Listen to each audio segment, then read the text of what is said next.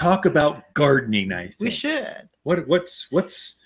What do you got in mind? This is all about you, so I'll just follow. Well, we got follower. some cool new stuff in, and I always like to do new introductions because sometimes you get it's like, oh, it's the same old plant. Here's a photinia. You know, how many times can you see a photinia? So we got some newer varieties of stuff in. I thought it'd be really cool to kind of showcase. One of the first ones is called Olearia, or otherwise known as daisy bush. Oh, it's actually from Australia.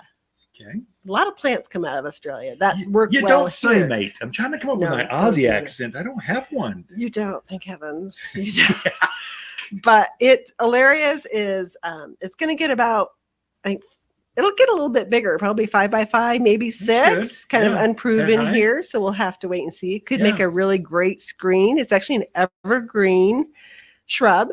That will produce flowers. So it blooms from late spring through summer, and it produces kind of a cloud of white little daisy-like flowers. Yeah. So it actually looks really interesting, and I think it could be a great replacement maybe for all the photinia that's planted. Oh yeah. Oh my gosh. 6 foot head high. It's a good screen. Evergreen and blooms. Right. That's pretty much magic. And from Australia, you know it's going to be drought hardy because that country is inventing the new water harvesting, water irrigation, plant drought hardy, xeriscape. They're creating this because they're desperate for water. Right. So it has kind of, the foliage is kind of like a silvery cast to it. Very, very pretty. I'm excited to try one. I think we should put one in. Got a space right in front of the purple leaf plum or purple smoke bush. Oh yeah. Down the lower part of the landscape. Yeah. So, and then in front of that with the silver. Yeah, I think that would be really pretty. So I thought we would definitely try one of those out there.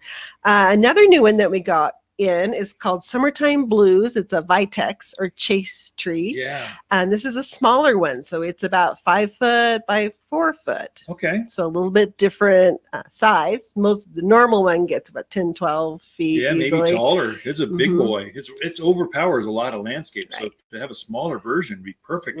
I noticed the foliage was a little bit different, bigger. isn't it? It's got neat. A wider leaf to it. It's more elegant, actually. It does. It does. So it looks, they're about ready to bloom. I'm anxious for them to bloom and see what they look like. But I think they'll be a really pretty addition. Yeah, same into blue flower. Some of those smaller yards. Yeah, good. Yeah, definitely.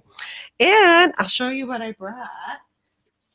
This is where the folks tuned into the podcast or the vlog get to see the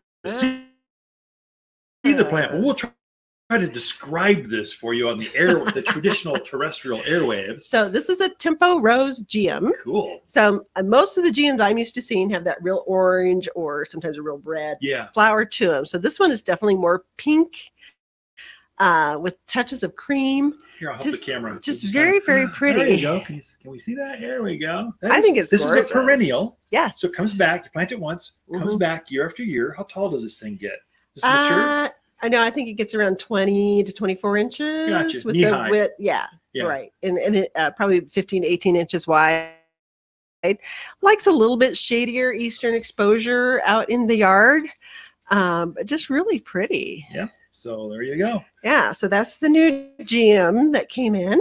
I'll give this back to you so I don't have to hold it. So I can hold the next one. I'll be your Vanna. Okay, Vanna.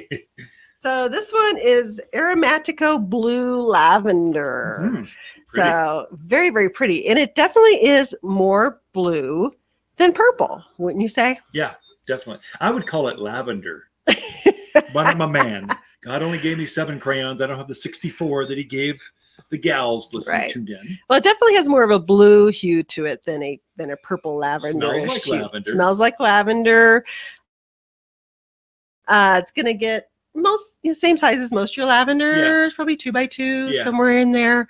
And lavenders are great animal resistant plants, and they're great sun drought hardy plants. So when you have those hot spots in your yard where just nothing else really grows, a lavender will go in there nicely. Prescott Frontier Rotary had a golf tournament out at Prescott Lakes. We raised a lot of good money for the cause, for the kids, schools and stuff. And they have some of these that are spectacular going into the clubhouses. Oh, they're 2 by probably three wide. They're magnificent. Mm-hmm. So bees are on them, pollinators, butterflies. Great hardy pollinator. plant. Make sure it drains and it will grow. So very pretty. Smells like lavender. Every yard should have a lavender and a rosemary, I think. They're both so good. I agree. So this one, this is a Guara. So this is the Cupid's arrow Guara. It stays smaller. So it's about 10 inches tall by maybe 12 to 18 inches wide. Oh, neat. Okay. So a shorter Guara. Most of your Guaras tend to get a little bigger, send up those big fronds. Yeah, they could be almost hip high. They're really big. Yeah. So this one, great for fitting in those raised beds or smaller areas containers in the front. Right. Yeah. Right. In a container, be beautiful. And perennial. So it'll come back year after year. And I'm sure this Guara is like all the others. Hummingbirds love Guara. Yeah. Does it have a common name, Guara? Is it just Guara? Guara. Such an unusual perennial. But there's different varieties. Yeah. Guara. So this one's Cupid's arrow. Yeah. Very cute name. Well, I know you got a whole bunch more down there, but I think are we out of time? Burned through 10 minutes of Ken and Lisa Lain and the Mountain Gardeners. You tune in. Got to pay for a few bills by going to commercials. Be right back after this.